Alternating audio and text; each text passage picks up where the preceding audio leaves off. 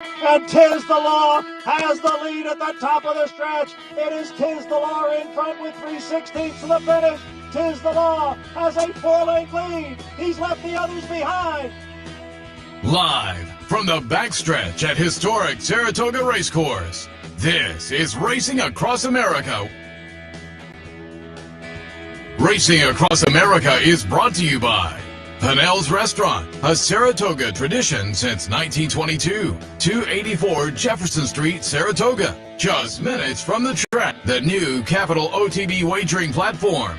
Bet any place, anytime with the new Capital OTB wagering platform. CapitalOTBBet.com, the premier wagering site in New York State. And the Clubhouse Racebook. Can't make it to the track? Make it to the Clubhouse Racebook. 711 Central Avenue, Albany.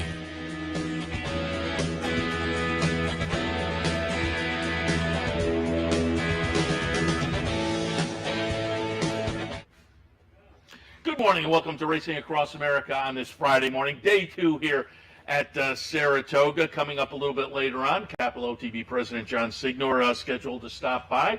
And our former colleague here at the desk, going back the last few years, Brian Nadeau, now based down at Gulfstream, but he has made the journey. We knew he'd show up some point during the meet, right at the beginning. So we'll have Brian in for a little conversation as well a little bit later on. But happy to be joined today by Joe Clancy from the Saratoga Special.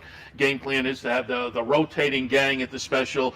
Joe, his brother Sean, and some Tom Law as well come in, talk a little bit about racing in the Saratoga Special and what you guys are doing on Fridays. Joe, good morning. Good morning. How are you? Very good. You said day 2. It doesn't. In some ways, it feels like day half, and other than day 20. I don't know. But you were talking about your first couple of days yesterday, and I can see where I'm in the same boat. It seems like you're gonna be fresh as a daisy day 1, and it seems like the last week. They get going up here and everything, and doing it with the newspaper.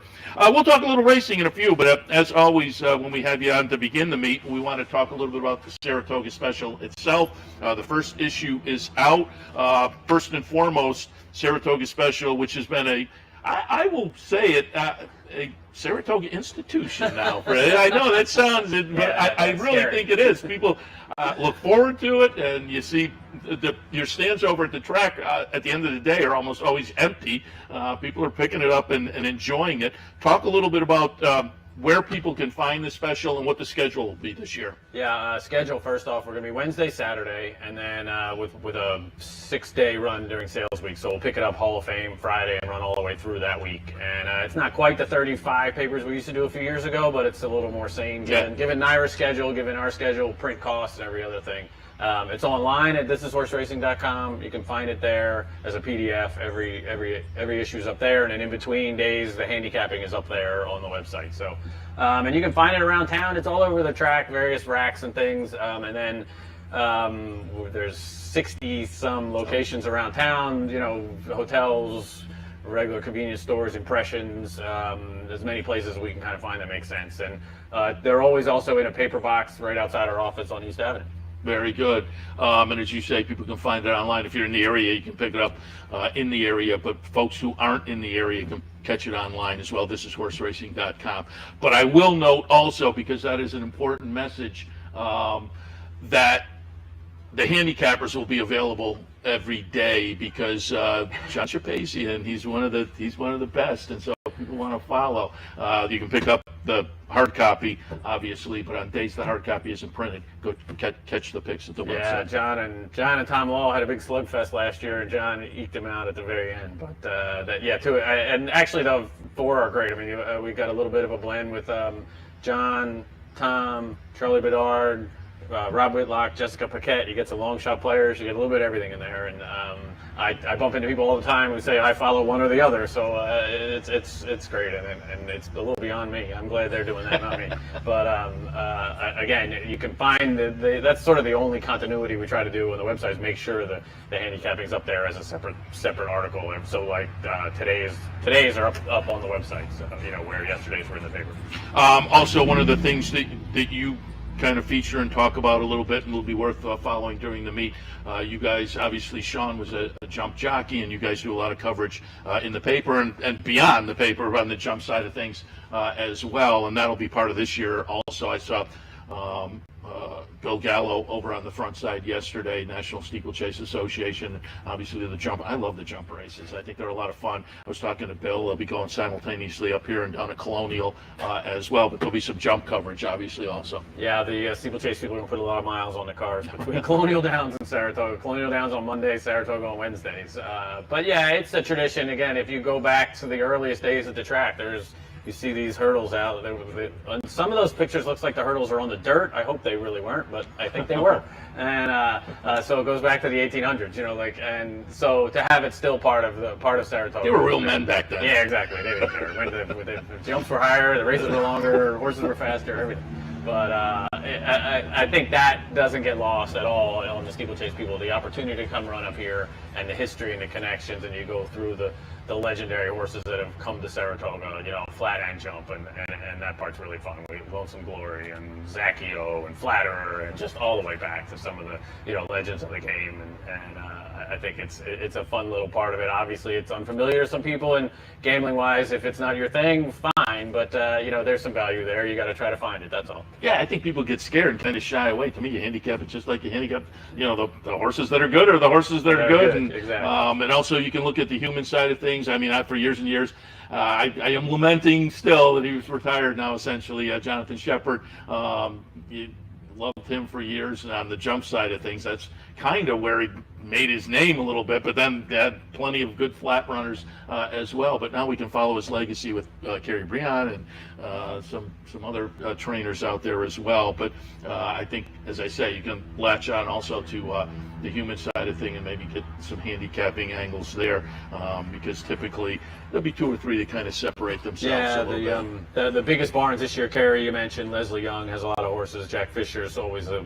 player up here. I think those are the three biggest stables in jump racing. It'll be interesting to see if a few other of the kind of smaller stables. Todd Wyatt usually comes in with live horses. Cyril Murphy comes in with live horses, and you got to sort of just again. I'm like you, try to handicap it. Look at the form. They're thoroughbred race horses. A lot of them have some platform back there. You might recognize some names of horses that are switching over, which I think helps. And recent racetrack form helps, especially at Saratoga, because it's fast. It's a lot of the other jump courses are longer distances, hills and things. So the racing at the flat track is quick, and so a horse with some recent platform is a good indicator a lot of times. I should mention too, are we going to be able to root for some Sean Clancy horses jumping up here? Yeah, I think River D's got a few. There is some qualifying rules to get into the allowance races at Saratoga, and that's where the horses are trying to break their maidens and things at Colonial to try to get up here. But yeah, I think River D will have a few for sure. Nice. So we'll root for those.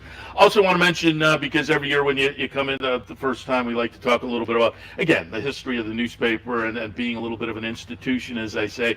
Part of that is also, man, you guys are the feeder to the industry. Journalism and the front side, and talk a little bit about some of the names. And this year, Mary Eddy, a alumnus of the Saratoga Special. I've been getting press releases for the last few months from the NYRA press office, and she's doing some writing for them, so she has moved on. Talk a little bit about over the years some of the folks that have come, and the names are kind of incredible. As I say, all various parts of the industry. Yeah, and I don't think we thought it could do that. We knew we needed help, and we needed to try to bring some people on, and especially at the beginning, we had little to no money to pay anybody, so it was just the summer opportunity for some people, and we're really proud of that. It is great to bump into people here or wherever. You mentioned Brian Nadeau, Gabby Godet, Travis Stone I saw yesterday, and you were like, I remember when he was in college and worked for us, and we had no idea what he was talking about, but it was an internet radio show. It was an internet radio show, and he had to go in the closet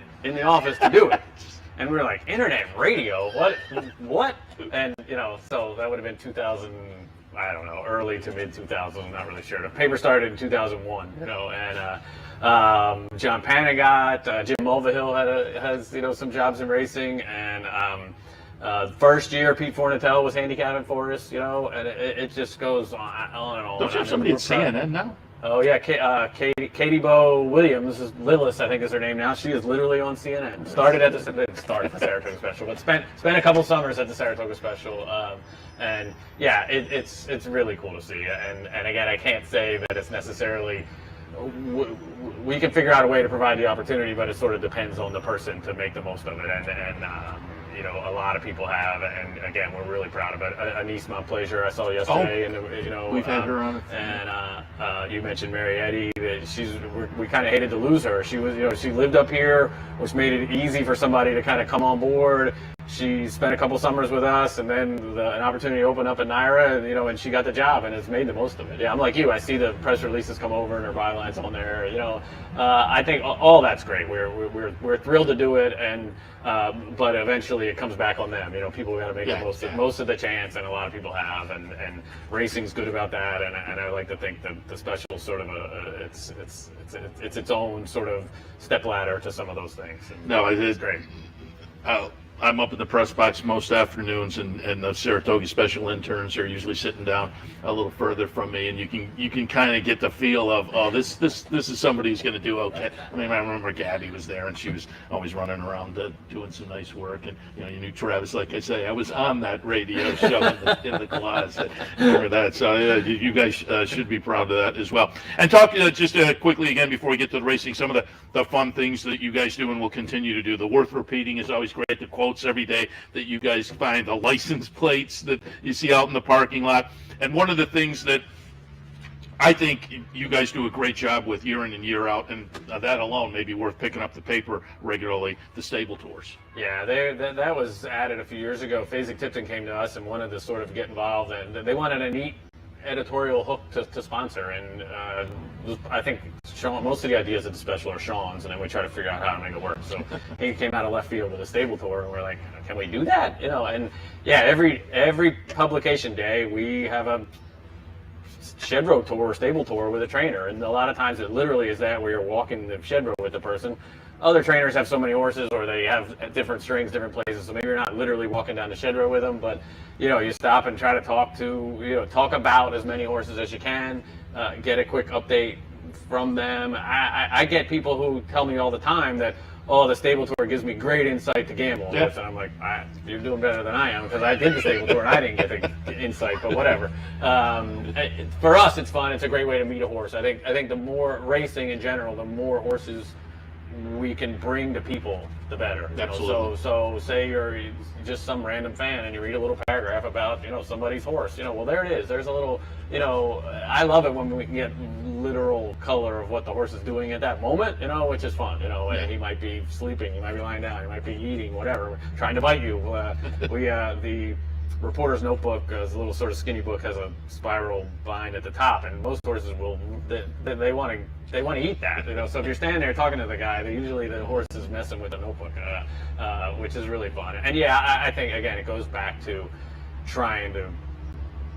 We know fans can't get to the horses the way we can, so use that access and get trainers talking about horses, bring it to fans, and let them learn about horses. And I'll also tout issue 1 has a Todd Pletcher stable tour, and again, you can it's still around. You can pick it up, but if you can't pick it up, go online and check out the Todd Pletcher stable tour. And one that I like every year is the Little Guy stable tour, where they're small stables that don't have enough for maybe their own stable tour, but you paste a lot of them together, which is great. Yeah, it's a lot of fun. And I know Tom Law was talking to Jeremiah Englehart this morning, so he'll be in Saturday. Oh, nice. Again, we try to branch it out, and it is funny. When we first did it, we had to explain it, and now the trainers are like, when you say it, if they've never done one, they're like, oh yeah, I read that, you know. So I think that's it's coming along, and it's fun. Really, it's a fun feature. We like doing it.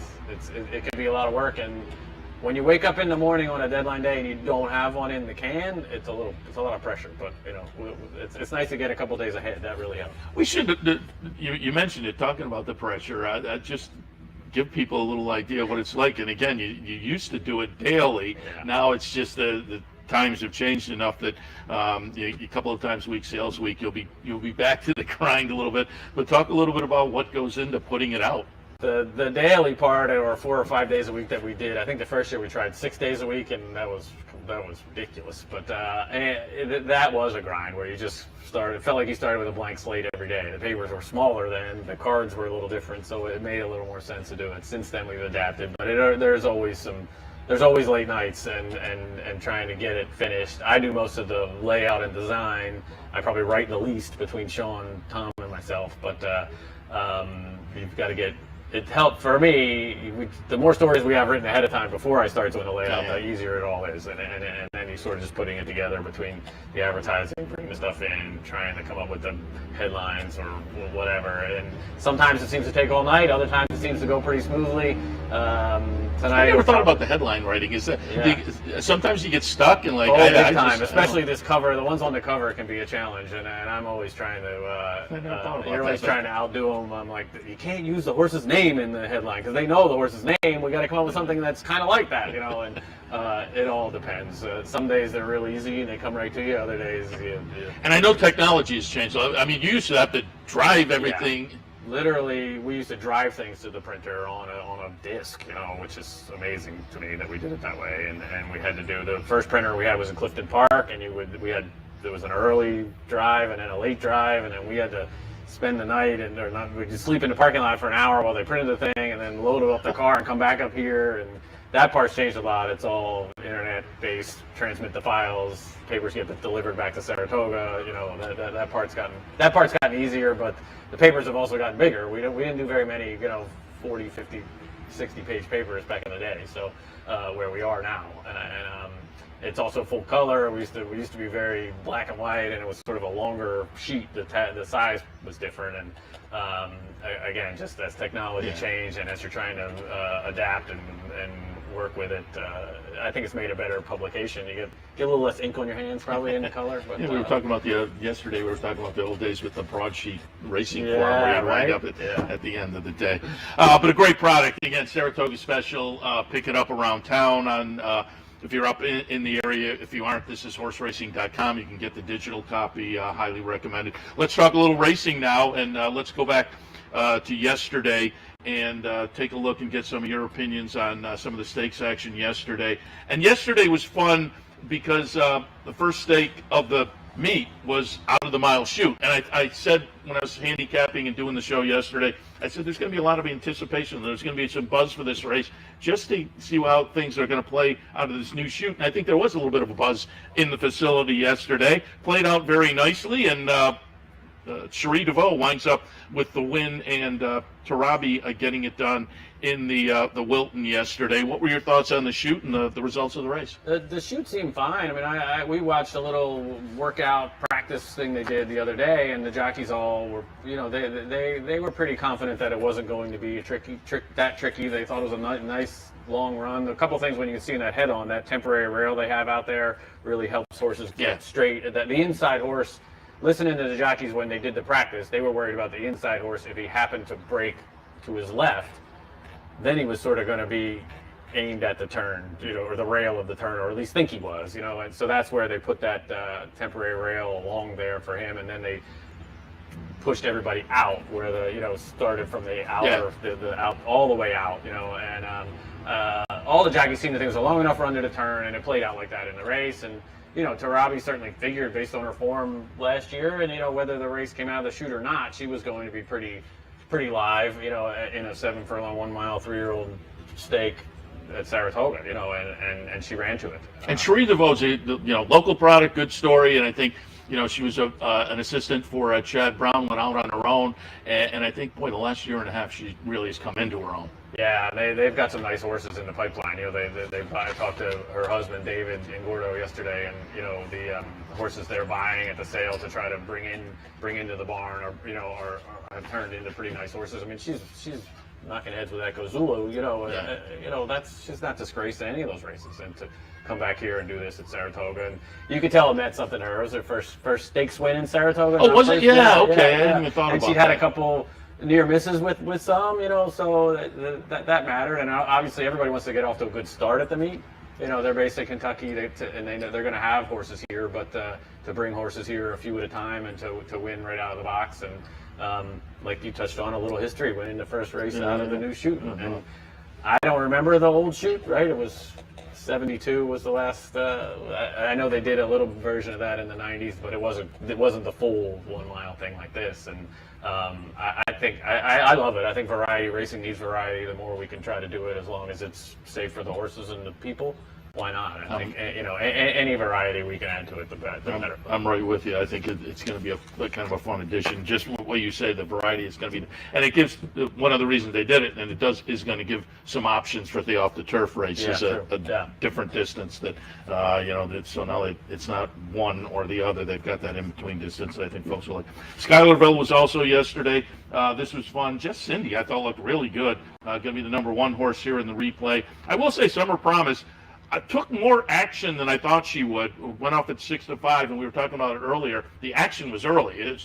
Summer Promise was 3-5 for a long time. Eventually went up to a more palatable 6-5. Wound up second in here, but I thought it was an okay second, and I'm hoping Wayne Lucas winds up with some winners, because I think he's going to be kind of a fun story at the meet. But it does wind up to be Just Cindy for Eddie Keneally over Wayne Lucas's Summer Promise. But I thought it was a nice performance, really, from both of the top two.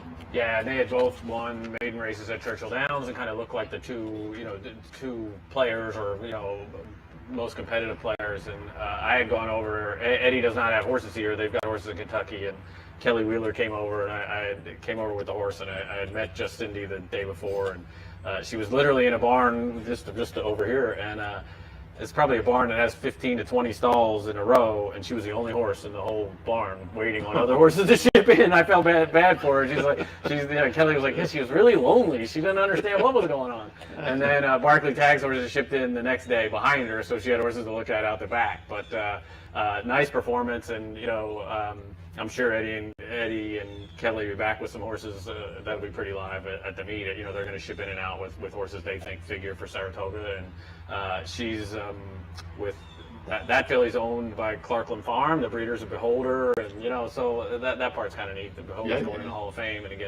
get a 2-year-old stakes win early in the meet is nice. Yeah, on day one. Yeah, very nice. Kelly used to gallop Wise Dan, so she was here with Charlie Lepresti. So yeah, very cool. Yeah, very nice. Let's get some thoughts on today's stakes. We have a couple of stakes for this afternoon. The Coronation Cup, I think, is a fun race. As I understand it from looking at Twitter, Twilight Gleaming is going to come out. I had Twilight Gleaming on top. I moved up Empress Tiger, but on the handicapping show earlier, I said Static Fire is very interesting. But the turf win last year up here, then laid off and came back at Churchill end of May and had a dirt win. We're going to take a look at that dirt win. Static Fire is going to be the number 1 horse here. So 2 for 2 so far, including a turf win at Saratoga. So Static Fire is interesting, but Empress Tigress is on top for me. Marissa's Lady in the second spot, and then Static Fire. I think it's a fun race. What you see? Yeah, and I think we're going to find out a little bit still with some scratches with horses entered at Monmouth and things too. So I'm not sure who's coming where. I just because I paid attention to it a little bit, the race at Laurel that some of these horses come out of, Poppy Flower and Artos and Derry Nane. I would go back to Poppy Flower and see if we can't. Hopefully, the scratch of some of these is probably going to change the prices a little bit, but. Poppy Flower, I thought at a little value on the morning line had a decent chance, and again, the 3 horses coming out, Artos was right there too, and might even be a little more value behind some of that. So I think we'll know a lot more once some of these horses we get the latest information and try to figure out. I mean, Twilight Gleaming is definitely an important. Yeah, that's an important change for sure. And a little bit later on, the Forbidden Apple on the turf. I went with Set. To me, Set Piece and Mirror Mission are pretty close. I gave the edge to Set Piece on the show, the handicapping show earlier. Anthony Mormino liked the tone. I wouldn't argue against the tone. To me, the top 2 have a little bit of an edge on this bunch, but the tone is a little bit interesting. Pulled up the replay from the dinner party down at Pimlico back on May 21st. Set Piece is going to be the number 3, and off of this effort, I tilted in that direction. But what did you think of the Forbidden Apple? Set Piece was really impressive here. Yeah. I thought this was a really good effort. I mean, he had to work hard to come get this horse, and and that's a race he's going to move forward off of, I think. So this turned into a really good race. Yeah. I mean, grade 3 mile on the grass, and it's a really good race, tough race. I think he's going to be tough for sure. He's going to, if he runs back to that race that we just saw, I don't see why he shouldn't. The 3rd race this year, Mirror Mission's right there again. Trying to hunt for value, I don't. I mean, is the value of Chad Brown horse like analyze Yeah, it? that's what happens sometimes up here, right? Yeah, I mean, because that's what those after the race. $30 on a Chad Brown what's horse. wrong with us? Right, exactly. But again, he's gonna move forward a little bit for the run. I'm a Dave Donk fan. I love this horse, Yes and Yes. Phil Gleaves tells a hysterical story about how he got his name. So hopefully, if he wins, we can explain the story. And I'm not going to tell it now. So hopefully, he wins. We'll tell it. Now we got to root for it. Yeah, we got to root for it because. But he's won 3. You know, since Phil retired, went to Dave Donk. The horse has gone right up. His speed figures aren't that far off. He obviously hasn't run in a stake like these horses have, or run against horses this good. But obviously, he's going to be a big price, and that's the idea. John Velasquez. Yeah, I don't know, but I'm with you. I think set piece is going to be very tough. There's no reason why he shouldn't run back to that Pimlico race, and he could vault into the upper echelon of turf milers. Really, even more into the upper echelon. I've alluded to it a couple of times when I've been talking to you, and I mentioned John Velasquez. Are you guys at the newspaper excited on the human side of things? Because I think this year the jockey colony is going to offer you some opportunities. And I think the trainer side, Chad Brown and Pletcher, and I think Clement, but having Wayne Lucas up here with the string may add a little bit of story value as well. I think the human side is going to be fun this year. Yeah, the jockey is, to me, the jockey colony is going to be really fun. Yeah. I mean, Fabian Pratt coming in is going to add some. It's going to affect things. I love to see Trevor McCarthy going to try to, grab a foothold into Saratoga. The season Dylan Davis just had down at Belmont. Yeah. If he can keep that going, I think it's fun to see the young guys coming along and trying to find a niche. And Javier Castellano gets off the bench with a triple yesterday. Which would be fun. It's been a while since he's been battling up there at the top, and if he could do that again, would be really fun. Yeah, no question about it. Fun meet. We got off to a fun start yesterday. Great way to follow it is picking up the Saratoga Special. As I say, you can pick it up around town at the track. Or online at thisishorseracing.com. And again, what's the schedule going to be? Wednesday, Saturday, and then a full 6 days in a row, starting with the Hall of Fame, August 5th. In through sales week. Yeah, very good. Joe, we appreciate it. Joe Clancy from the Saratoga Special. And as I say, game plan on Fridays, have the Saratoga Special guys in, Joe, Sean, Tom Law. So we appreciate your kicking it off. Good luck the remainder of the meet. Things got off to a very good start. As I say, talking to you in the winner's circle yesterday, I know there was some bumps in the road, but you got it out, and we're looking forward to it throughout the meet. Joe, thanks. No, thanks for having us. All right, we'll take a break. When we come back, Brian Nadeau is in the green room, up from Florida. We'll talk a little opening day action and maybe get some ideas for today as well. Stay tuned.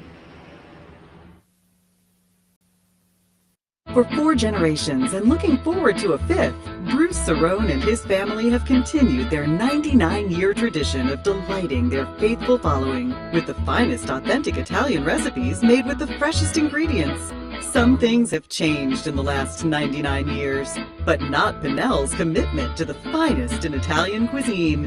Pinnell's Italian Restaurant, a Saratoga tradition since 1922. 284 Jefferson Street, just minutes from the track. Capital OTB is now streaming live on Roku. The RTN Racing channel on Roku lets you watch OTB TV live through your Roku device or your Amazon Fire Stick, rather than being limited to computers and mobile devices, which means you can now watch OTB live wherever you are. Simply open Roku, scroll to find the RTN channel, then click on OTB TV. OTB TV on Roku. Try it now. What if there was a way to become a better horse player? To have a better knowledge of the game? To be more successful? What if there were a way to take what you've learned, what you know, and make better decisions, better choices? In horse racing, knowledge is a powerful tool.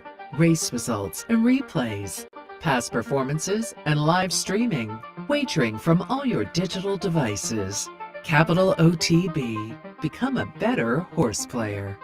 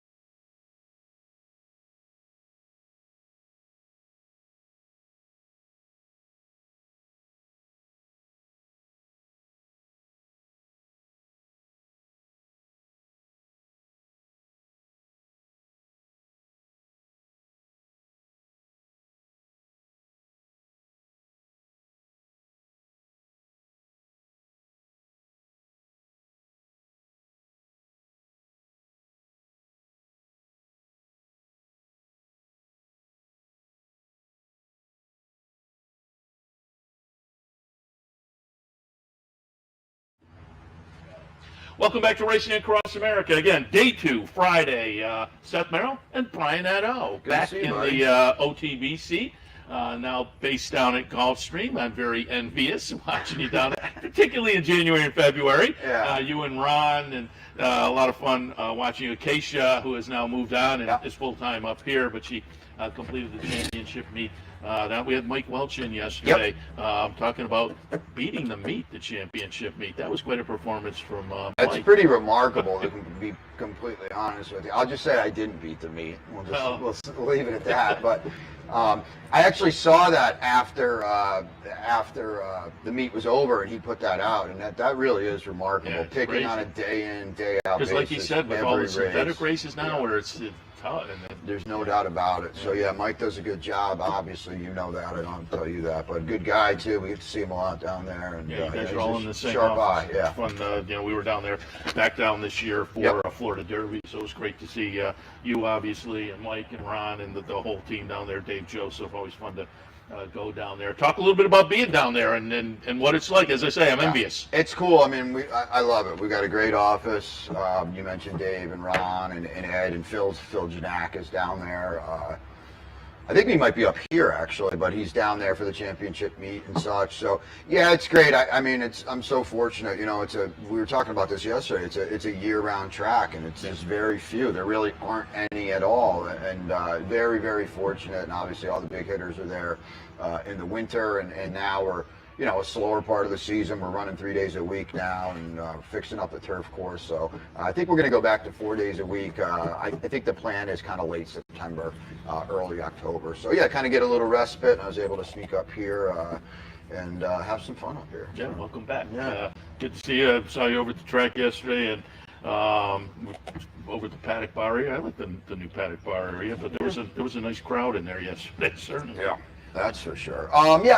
It's okay. I don't love it. I like the old one. I'm a kind of a traditionalist in that sense, but they did a good job of it. There's no doubt about it. So looks great. Yeah. And again, getting back down to Gulfstream, you mentioned championship meet, a lot of big players, but I will say, at least the last 2 or 3 years, a lot of big players stick around. At least they'll have a string down there all year round. For the most part, you know, Cassie, Mike Maker, they're the year-round guys.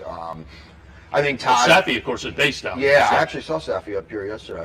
I know he's going to have horses here. I wasn't really sure if he'd be, you know, here up close and personal. You know, I think Todd Pletcher ran his last horse was kind of like in May, so they do hang around some of those outfits, and then they'll start coming back, trickling back in. You know, probably October, November, and then the championship meet starts. So yeah, it's like I said, we're very fortunate, and the fact that it's all year is great. And you know, we go 5 days a week during the championship meet, and that's a lot, as you know, up here, you know, and 6 days up here it used to be. We all know that. So it's nice to kind of, you know, peel it back a little bit when it's over.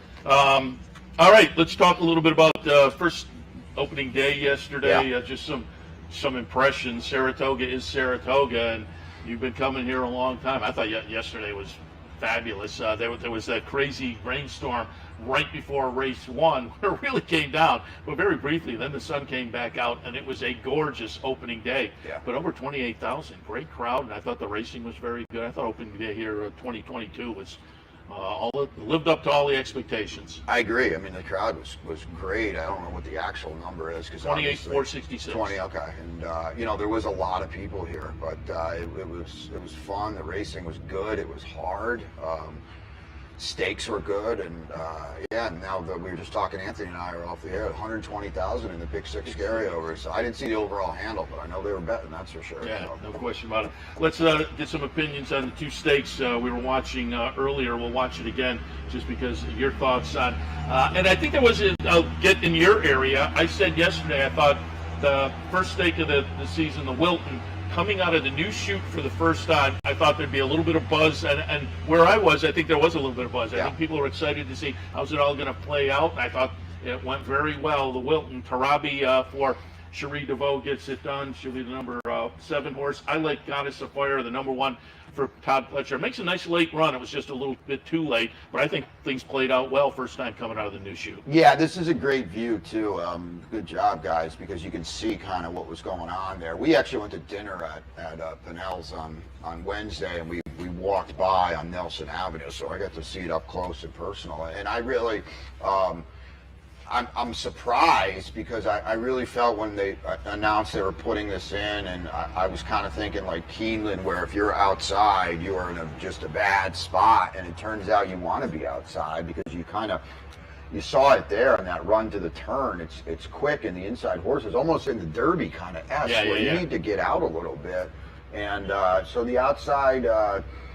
It seems to be beneficial in going forward. I don't know, I'm sure they're not going to card 100 of these races, but you're going to see it in your PP. So I think we kind of figured that out a little bit. And the winner's a nice filly for Cherie DeVoe, and she's done a good job with her. And she ran well in the Breeders' Cup, and now I think she is allowed to think she's going to have a nice second half of the year with that filly. Yeah, I said Cherie DeVoe has kind of come into her own the last year and a half or so, and Tarabi, as you kind of alluded to, and Joe Clancy was saying earlier, finished behind Echo Zulu in a couple of starts last year. Right. And then the comeback, and I think Cherie DeVoe said it, just needed the comeback effort. So only 4 starts in the career. This was only the second start of the 3-year-old season. And again, that comebacker was coming out of the Breeders' Cup juvenile filly in November, the comebacker the middle of June. So I think she validated the point that benefited from that here. And so, very nice little 3-year-old filly. And, the interesting,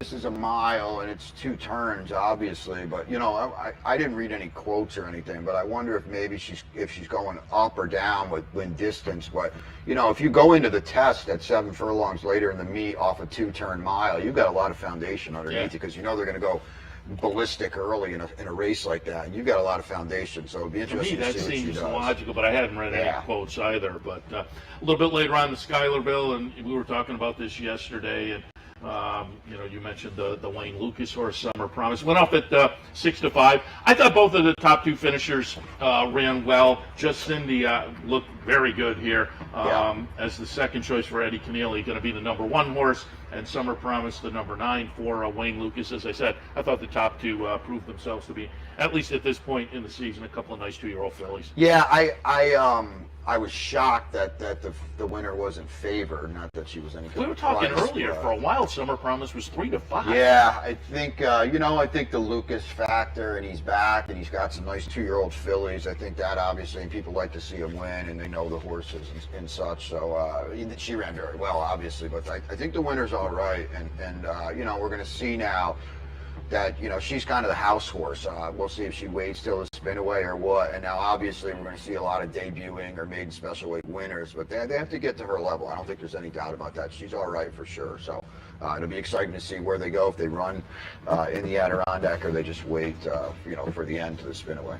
I don't want to throw this out at you necessarily, but talking about the nice 2-year-olds and whatnot, I'm just wondering if you did have an opinion on the Sanford, because I think you talk about nice debut winners. That race is full of them. Yeah. Forte and Andiamo a Firenze. Forte's, I was in doing the handicapping show the day Forte won the debut, and immediately afterwards they said we're headed to the Sanford, and so I'm looking forward to that. But the sibling to Frenzy Fire, I think that they're 2 in there in a race full of horses who look good in their first start. Yeah, there's no doubt about it. I mean, Forte was really, really good. And me personally, anytime you see a 2-year-old, especially early in the year, settle and pass horses, I think that's a big deal, because as good as Adamio Firenze was, won in the slop, over state breds, goes to the lead. You don't get anything out of those races. And that was a plus for Jess Cindy, who in her debut had sat off the pace, and that's always big for a 2-year-old. 100%, and they bettered that in that race too. That's why I thought she'd be favored yesterday. I'm not going to be the homer here. I do want to mention Bapio, though. He was very, very good on debut at Gulfstream. He's a half to Papa Cap, who we know is all right. Second in the Breeders' Cup. He ran in he ran in a lot of 3-year-old stakes this year and is still going. So Bapio is all right, and he's another one that was very, very professional in his debut. I don't think he can win this race, but you know, he's 15 to 1 on the line. I think he could probably get a piece of this, because there's going to be some in these 2-year-old races. Now that we stretch out, we get to 6 furlongs, attrition kicks in a little bit, and you know, you find that there's some stragglers in the lane there, you know, that just can't just wire a bad field anymore. So it'll be interesting to see how that kind of plays out. But yeah, to me, Forte, he looks heck to pay in there to me. Yeah, 21st century 2-year-old stakes races this time of year, this is what you get. A lot of horses that were impressive in debut, but as you say, they'll start to separate fairly quickly, you would have to think. All right, let's talk a little bit about, you know, I just wanted to throw that at you because we mentioned the 2-year-old fillies, and I think that's a fun Sanford tomorrow. But let's talk a little action for today. The Coronation Cup at 5.5. The word is Twilight Gleaming is going to come out, which changes things, obviously. Okay. And given that, you know, and again, that's not official the last I looked, but on Twitter that seemed to be the indication. So double check that. But I will move up Empress Tigress, who I thought looked good in debut for Jonathan Thomas and Augustin. Marissa's Lady is intriguing for me. And again, pull up the replay from Churchill on May 28th of Static Fire. 2 for 2 so far. Turf here last year, dirt in this race down at Churchill, so Static Fire is intriguing too. What do you see in the Coronation Cup? Well, I was looking to beat Twilight Gleaming, so that's unfortunate. Good job here, guys. This is I feel like the one sheet had the play of the day in this race, and I remember just the race was like so speedy, full of speed, and it played out that way, and she just absolutely laughed at them all. She was so good, and I picked her today, Seth. I liked, you know, again, now you're telling me it looks like Twilight Gleaming's coming out, but you know, I like the fact that she was drawn outside Twilight Gleaming. This is a filly with I don't think we know how good she is yet, and you know, Brian Lynch brought her back. I'm sure they probably had this race in mind all along. You look at the spacing; it's perfect. She ran a 5 that day. It was huge. You know, she takes Lasix off. I get that, but I think she's a filly with an extremely bright future. So, you know, you lose all value if Twilight Gleaming comes out. I don't know what 6 to 1 on the line, so she's probably going to be half that. But she looks like a really, really nice filly to me. And you know, this is a 5.5, and these races go so quick. And sometimes you think, well, there's so much speed, it's going to fall apart. But it's like they get to the turn and the race is over. Yeah. So I've been very guilty of that myself in the past, of saying, you know what, all this speed's going to come back, and sometimes, for the most part, it just doesn't. You better be involved early in these kind of races. Yeah, I think it's a nice addition. Again, double checking. I just pulled up Twitter again, and pretty much what I read earlier is still there. Okay. So it hasn't been officially put up as far as I have seen, but that's kind of the word. Let's take a look at the Forbidden Apple a little bit later on. I've said it now when Joe was here and during the handicappers report. I think Set Piece and Mirror Mission are pretty close talent-wise. Going to be really interested to see where the betting public goes, but I gave a little bit of an edge to Set Piece off the, again, we'll look at the dinner party from Pimlico last time. Off of that, boy, that was really a nice performance. So I slightly put Set Piece over Mirror Mission. I thought they had the edge on this field, not by much, but Anthony Mormito on the handicapping show tossed in a tone. I had that one in the 3rd spot. Best Effort puts that one in the mix. But what did you see in the Forbidden Apple? Yeah, I mean, those are all the horses. The one I did pick, though, was Public Sector. I kind of feel like he's coming up to a lifetime best, and the fact that Chad ran him in the Turf Classic off that layoff against only 3-year-olds last year, it kind of says to me he likes him, and I think maybe he expects a big campaign from him. And he was just, you know, in hindsight, I guess probably maybe a little over his head that day, and he was being asked to do a lot. So I think you can just draw a line through that race, and then he comes back. I thought he was a good third to his stablemate in the poker, and he seems to be going this way. And, you know, Set Piece and Mirror Mission, you mentioned them both, and certainly I've got it 7-3, 1-8. Certainly they're the two horses to beat. You also know exactly what they're going to do. They're going to run 100. They're going to run a 99. Set Piece is probably going to have to pass every one of them. That's not the best set of circumstances. I don't think we've seen the best of Public Sector, and I don't think we know how good he is. And it looks to me today, third start of the year, third start of the form cycle, it looks to me like he's going that way. And maybe that's enough to get by both of them. But certainly if you're playing this pick six, I think you have to have set piece in mirror mission at A's. I don't think there's any doubt about that. I had a tone as a B a little bit further down, but certainly, he figures in here as well. So I think those are the ones. Joe Clancy was saying, we were talking about, and again, the logic goes, and then where's the value in the race? And I said, the value in the race may be Chad Brown at 15-1 with Analyze It, because you're kicking yourself out there. Chad Brown at $30, but 6-1 on public sector from Chad Brown. I think people would be kicking themselves as well. Yeah, I can't make Analyze. I mean, it's good that he's keeping on, but it's not 2019 anymore. I think he's lost a little bloom on the rose a little bit, so I had to kind of fade him. With with $120,000 in the carryover the pick six, again on the handicappers report, Anthony Mormino and I were looking obviously at the entire card, but when we got to the kickoff leg to the pick six, we were all over the place with our picks, and we said, man, what a tough way to start the sequence. And then the 10th race was the same situation. And so when you sat down, I said, let's take a look and see what you think in these two races and find out if there's even more confusion or maybe get in a little more alignment. We'll see in the 5th race today. I have it 9, 6, 4, and 10. I thought the 5 Jewel Stone was a little bit playable. But I thought Lord of War, stepping out of the starter allowances at 8-1 for Mark Casse, could be an intriguing runner. Seizing the Dream at 12-1 for Barkley Tag, I think is better than the odds. And Bally's Shade, I have in the 3rd spot. I love state bred allowance into an open claim or open conditional claim, or even better. And a lot of times you get decent odds, and the 15-1 stands out to me. So I have some prices in here, 9, 6, 4, and 10. What did you see? Yeah, I got the 5. What's Jewel Stone on the line? 5-1. Yeah. I was kind of hoping maybe, at least the mosquitoes are still here, right?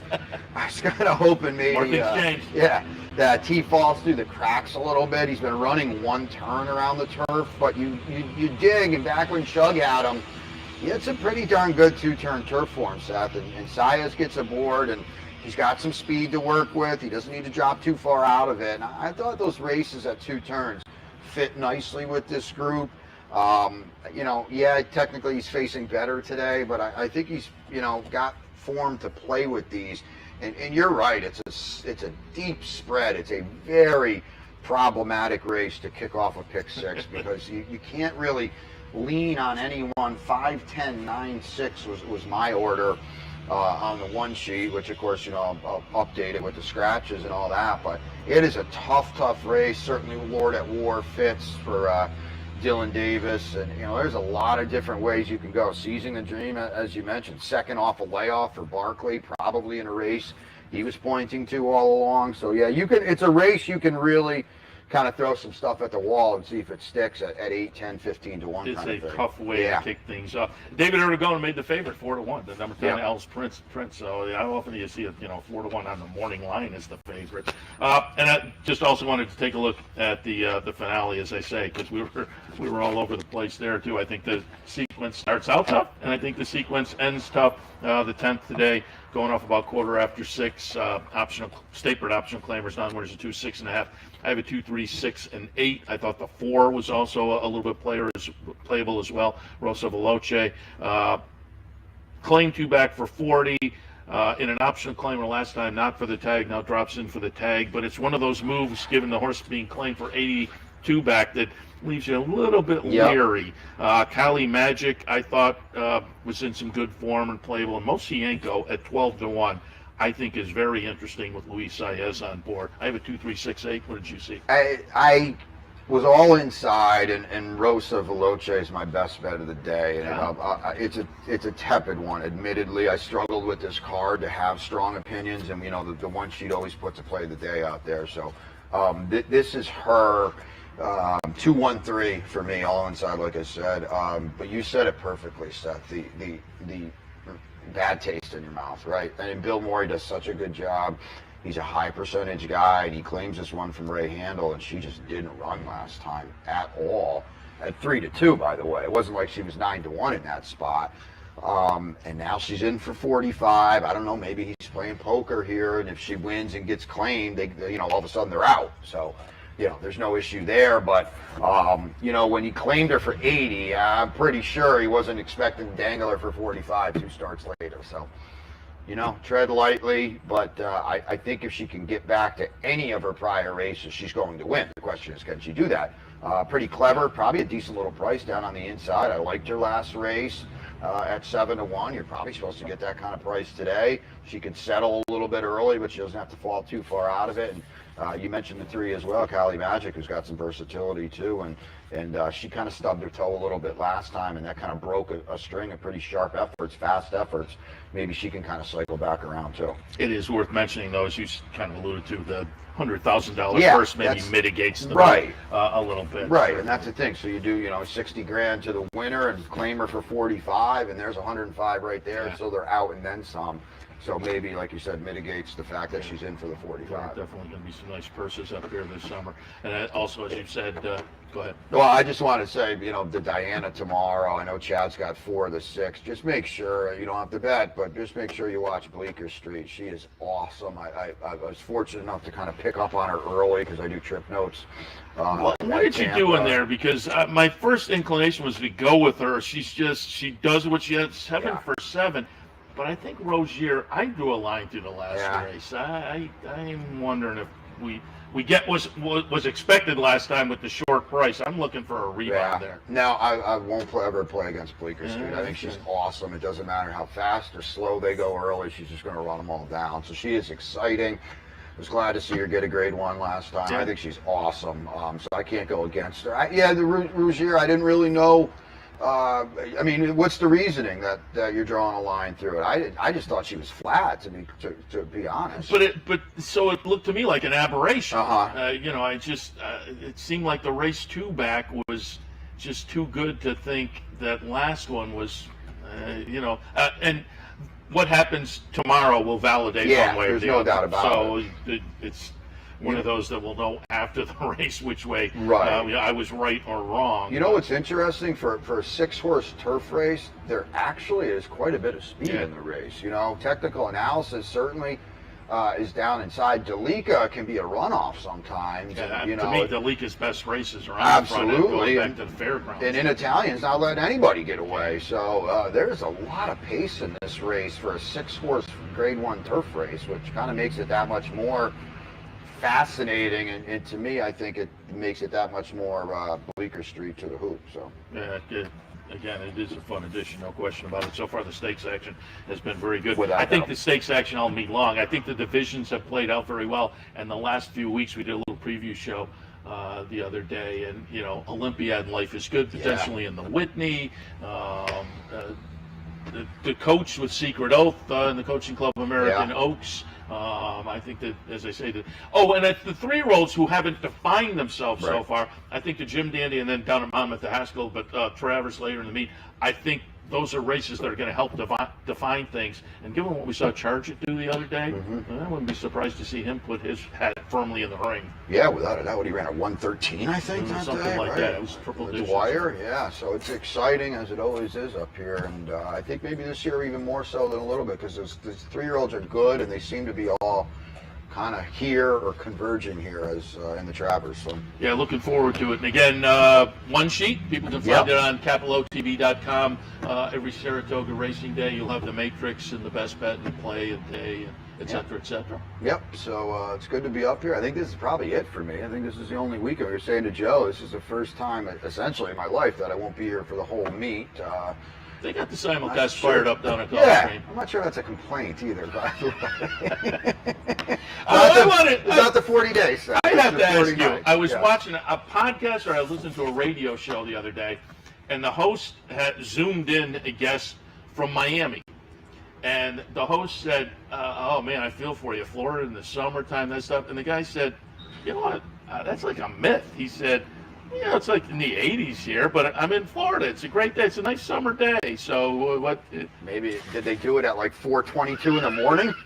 It's 118 degrees every day. That's what I wanted to know. I wanted it validated one way or the It's other. hot, but it's hot everywhere in the summer. You know what? It's not in the summer. It's not 20 there in the winter. That's what it is. So Now I'm very fortunate. I'm envious. Things are going well, and it's good to be up here. Good to see all you guys. Do you know? Are we going to see Ron? Anthony? Yeah, Ron is always up there in Traverse, so he will be up. He might have a horse actually. Oh, his cousin I Tom. had bred a Tom horse. on with Ron last. Oh, you did? Okay, yeah, cool. Yeah. Jenny Waterbags is the horse's name after Ron's old business, and New York bred Justify.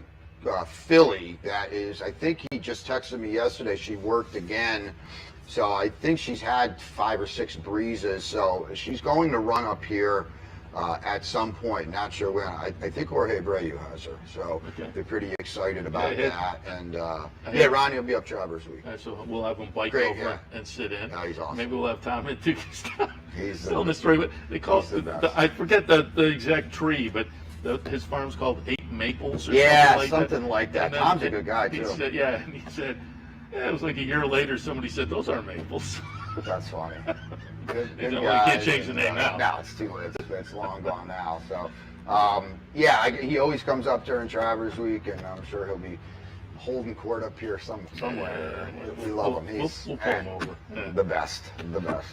Brian, appreciate it. Enjoy the rest of the time up here. Cash some tickets, certainly. We think you're doing a great job pre-game and the paddock analysis down at Gulfstream. As I say, I am very envious watching it, particularly in the January and February months. But as I say, have some fun. Appreciate you stopping in today. Good to see you, everybody, as well. So, good luck. Very good. And we'll wrap it up because it's 11 a.m. So that's it for this morning's programming here on the network. But that means we shift over to the simulcast signals of racing all around the country, particularly Saratoga for this afternoon. Come on up and enjoy today, and it's going to be another beautiful day here. Always like to tell people to come to the track because that brings new fans into the game, but if you can't make it up here, stop at the Clubhouse Racebook or one of the other OTB locations, or fire up your Capital OTB bet account and play that way. It's going to be a nice, fun day of racing again here at Saratoga this afternoon. Otherwise, back in tomorrow morning, 9 a.m. for the handicapper support, 10 a.m. for Racing Across America. We'll see you then.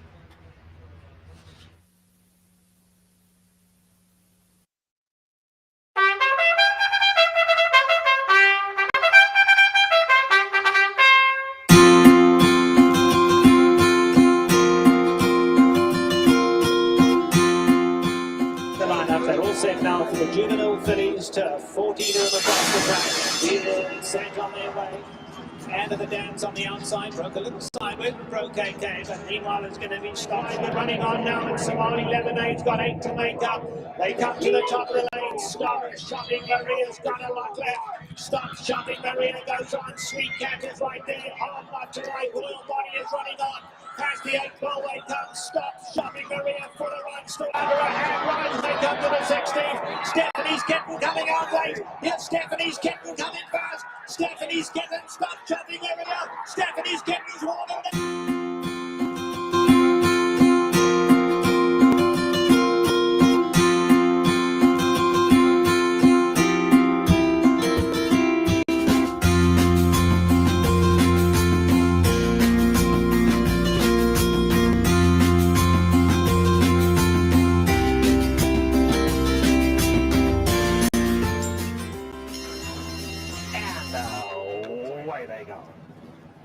Watched the chances, broke smartly, but so did Terra from the Cape.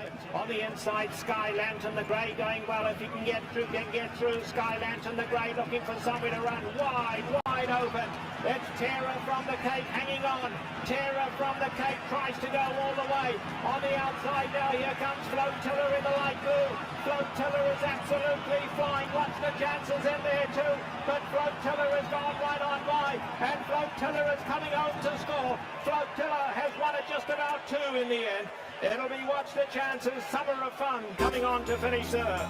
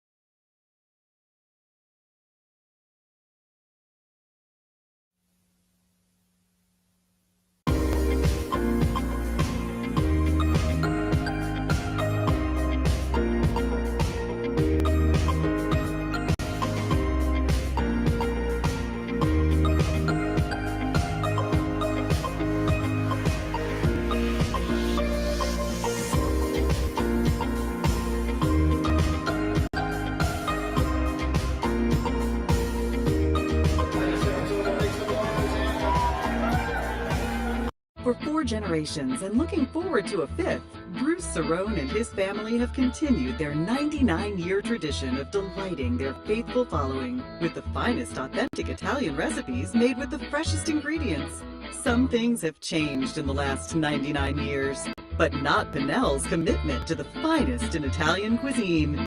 Pinnell's Italian Restaurant, a Saratoga tradition since 1922. 284 Jefferson Street, just minutes from the track.